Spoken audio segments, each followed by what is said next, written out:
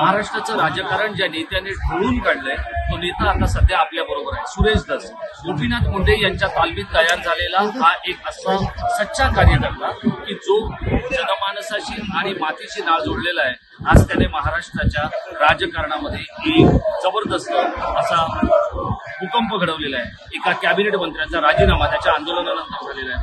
मला सांगा अण्णा, आता ज्या पद्धतीने गोपीनाथ मुंडेंनी राजकारणातली गुन्हेगारीकरण जे आहे किंवा राजकारणाचं गुन्हेगारीकरण संपवलं त्यावेळेला तुम्ही त्यांच्या तालमीत होता. आज ज्या वेळेला बीडमध्ये जिथे पायी आणि ठाई गुन्हेगारी आणि संघटित गुन्हेगारी हसून भरलेली आहे तिथल्या एका महत्वाच्या गोष्टीवर तुम्ही आंदोलन केलं. आज तुमची भावना एका राजकीय विरोधकाला बाहेर काढल्याची आहे की एका दोषी कुटुंबाला न्याय दिल्याची आहे? राजकीय विरोधकाचा राजकीय विरोधक नाही, त्यांचे आका आहेत या सगळ्यांचे. ते आका त्यांच्याकडे सुद्धा एक खंडणीची बैठक झालेली आहे आणि नैतिकतेच्या दृष्टिकोनातून त्यांनी राजीनामा देणं गरजेचं होतं. कारण हे सगळे खालचे जे लोक आहेत हे त्यांचेच आहेत, एकही दुसरं नाही. सगळ्याचे सगळे धनंजय मुंडेंचे लोक आहेत. आणि तसं काय नाही, ते आणखी बी कोणत्या दुसऱ्या नेत्याकडे फोटो काढायला जातात. त्यांना काय नाही, इकडे बी गेलं तरी चालतं, तिकडे गेलं तरी चालतं, सगळं चालतं. त्यांचे इकडं म्हणजे भाऊ बरोबर ताई बरोबर.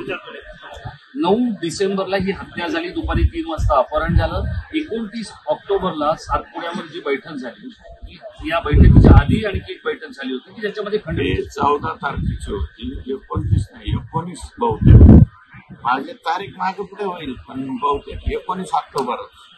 14 ऑक्टोबरला तिथं पंडितांनी बांधलेल्या घरावर झाली आणि 19 ऑक्टोबरला फायनल बैठक इथं झाली सातपुड्यात. आता त्या SITनं जे चार्जशीट दाखल केलं त्याच्यामध्ये असं मानलेलं आहे की सिंगल जे हे आहे म्हणजे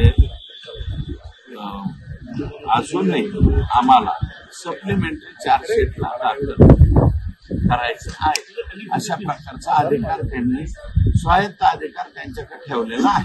अण्णा मला सांगा की हे फोटो काही एका रात्रीत आलेले नाहीये. तपास अधिकारी ज्या वेळेला मोठ्या नेत्यांना किंवा मंत्र्यांना ब्रीफिंग करतात त्यावेळेला या फोटोंची चर्चा झाली. गेले 2 महिने किंवा किंबहुना 60-65 दिवस हे फोटो दाबले गेले नाही असं नाही. हे बघा SIT आहे, माननीय कोर्टाकडे सादर केल्याच्या अगोदर चार्जशीट दुसरं कोणाला दाखवता येतं का? तसं बोलतात. तसं नाही, कोर्टाकडे चार्जशीट अजून फक्त 32 पानं बाहेर आले, 1400 पानं आणि त्यातले फक्त 8 फोटो आले. 8 मध्ये 4-5 आले आणि 15 व्हिडिओ काढले. व्हिडिओ चित्रीकरण केलंय. 180 साक्षीदार या संपूर्ण खून खटल्यामध्ये तपासले गेले आहेत. तुम्हाला असं वाटतं का की जर समजा मुंबईत बॉम्बस्फोट होतो आणि ते घडवणारी व्यक्ती जर देशाबाहेर असेल ती त्यामध्ये आरोपी ठरते तर अशा पद्धतीत एका कार्यकर्त्याचा खून होतो, जे कोणी आका आणि महाआका आहेत त्यांच्या बाबतीत काय व्हायला? यांच्या बाबतीत सगळ्यांना फाशी द्यावं लागेल.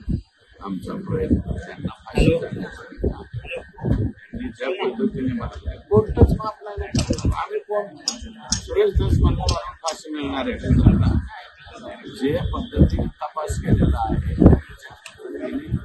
चार्जशीट दाखल होईल. चार्जशीट दाखल मध्ये 100% पोलीस जे आहे SIT सांगणार नाही यांना फाशीची सभा टिकेल असं मला स्वतः. शेवटचा प्रश्न, या प्रकरणामध्ये देवेंद्र फडणवीसांची अपरिहार्यता होती का? अजिबात नाही. देवेंद्र फडणवीस साहेब पहिल्या दिवसापासून पॉझिटिव्ह राहिलेले. 9 तारखेपासून आतापर्यंत प्रत्येक बाबी जे कोणता व्यक्ती पॉझिटिव्ह राहिला आहे, प्रत्येक पत्राला उत्तर, प्रत्येक बाबीवर ऍक्शन, ते एकमेव आहे देवेंद्र फडणवीस. देवेंद्र फडणवीस साहेबांवर आमचा विश्वास आहे. 9 डिसेंबरला ज्या वेळेला हा खून झाला त्यानंतर आज 4 मार्च 2025ला एका कॅबिनेट मंत्र्याचा राजीनामा होता आणि इतक्या दिवसाच्या विलंबानंतरही या संपूर्ण प्रकरणामध्ये रान उठवणारे सुरेश धस म्हणतात की आमचा देवेंद्र फडणवीसांवर विश्वास आहे. खरं खोटं महाराष्ट्रातली जनता जाणण्यासाठी सुज्ञ आहे. कॅमेरा पर्सन किशोरी घायवटसह मी राजेश कोचरेकर, टाइम महाराष्ट्र, मुंबई विधानभवन.